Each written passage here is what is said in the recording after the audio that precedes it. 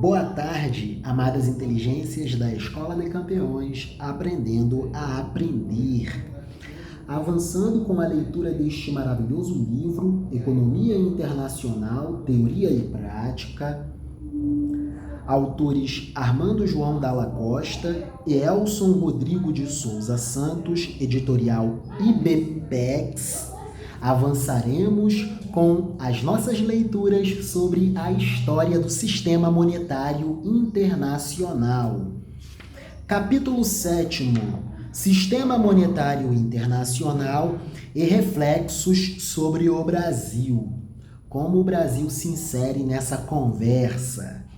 Tópico 7.1, Evolução do Sistema Monetário Internacional. Estamos conversando sobre isso com os jovens da Escola de Campeões, aprendendo a aprender. Estamos conversando sobre o padrão ouro e a era do padrão ouro. Mas vamos lá, a um apanhado geral para termos uma noção mais abrangente do que é o sistema monetário internacional, como ele evolui ao longo do tempo. Nesta sessão, o nosso objetivo é apresentar a evolução do sistema monetário internacional, destacando as suas mudanças estruturais e a sua formatação atual. A organização da sessão segue a divisão dos períodos do sistema monetário que a maioria dos autores fazem.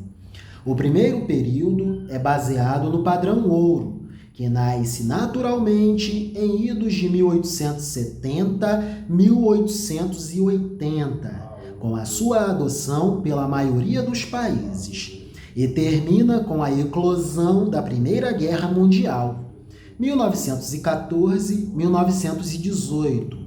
O segundo período é o período entre guerras, que, como o próprio nome insinua, abrange o período entre a Primeira e a Segunda Guerra Mundial, 1914 a 1945.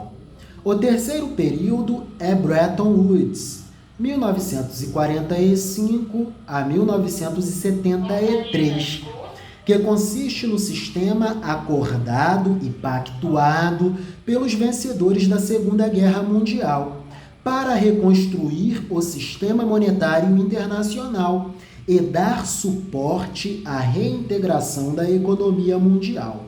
Por fim, estudaremos sobre a fase pós-Bretton Woods, de 1973 até aos dias atuais, fase neoliberal, que compreende o período entre o colapso do sistema de Bretton Woods, ocorrido em 1973, até aos dias atuais.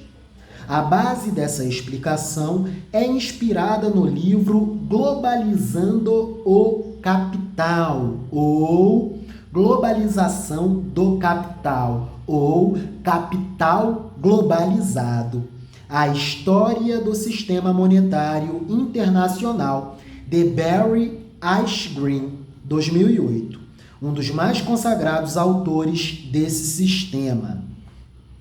O sistema monetário internacional é o sistema que proporciona a existência do comércio internacional, importações e exportações, e que proporciona também e principalmente o fluxo no mundo dos capitais, dinheiro, que a todo momento estão se deslocando, migrando, entrando e saindo dos diversos países que fazem parte do sistema monetário internacional.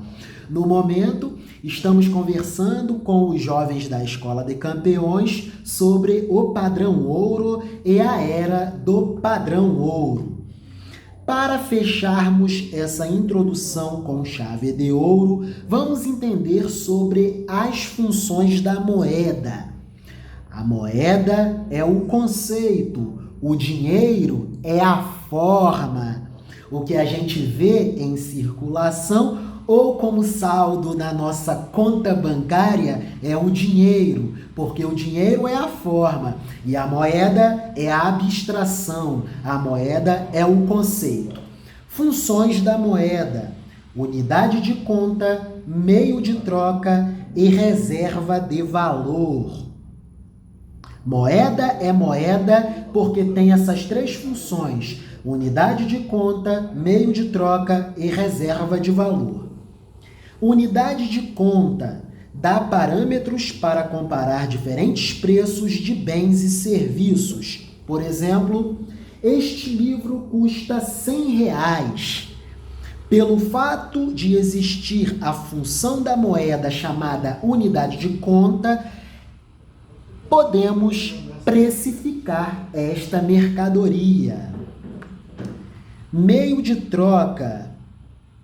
A moeda funciona como um equivalente geral, que pode ser trocado, ou melhor, que pode ser trocada por qualquer mercadoria. Na medida em que o dinheiro tem aceitabilidade de todos, ele pode funcionar como meio de troca. Vou com o dinheiro ao mercado e consigo comprar este livro, ou consigo comprar esta lapiseira, ou consigo comprar este outro livro, ou consigo comprar esta borracha, porque existe a função da moeda meio de troca. Terceira função, reserva de valor. Na medida em que o dinheiro é aceitável por todos, na medida em que a moeda é aceita por todos, funciona como um equivalente geral, fazendo sentido estocar grandes quantidades de dinheiro como se fosse riqueza. Muito importante isso.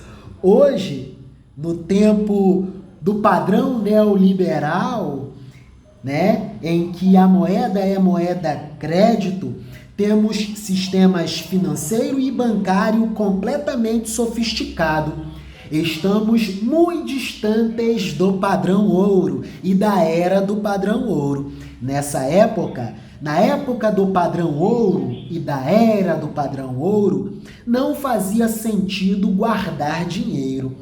Hoje não. Hoje, muita gente trabalha para ter muito dinheiro em poupança, em aplicações financeiras, justamente porque existe essa função. O dinheiro, a moeda, tem a função de reserva de valor. Ele pode ser entesourado ou guardado, não perde valor. É isso. Unidade de conta, meio de troca e reserva de valor. Deste modo, terminamos esta introdução sobre a história do sistema monetário internacional. Estudaremos sobre padrão ouro e era do padrão ouro, período entre guerras, padrão Bretton Woods e o padrão neoliberal, padrão pós-Bretton Woods. Vivam, amadas inteligências da Escola de Campeões, aprendendo a aprender. Deus é magnífico.